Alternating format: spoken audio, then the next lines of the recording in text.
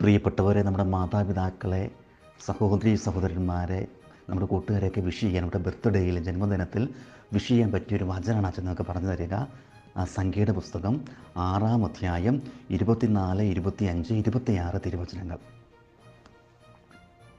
കർത്താവ് നിന്നെ അനുഗ്രഹിക്കുകയും പരിപാലിക്കുകയും ചെയ്യട്ടെ.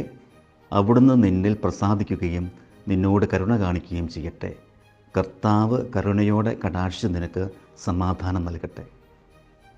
ഹല്ലേലൂയ. യേശുവേ നന്ദി. കർത്താവ് നിന്നെ അനുഗ്രഹിക്കട്ടെ. കർത്താവ് നിന്നിൽ പ്രസാദിക്കട്ടെ. കർത്താവ് നിന്നോട് കരുണ കാണിക്കട്ടെ. ഹല്ലേലൂയ.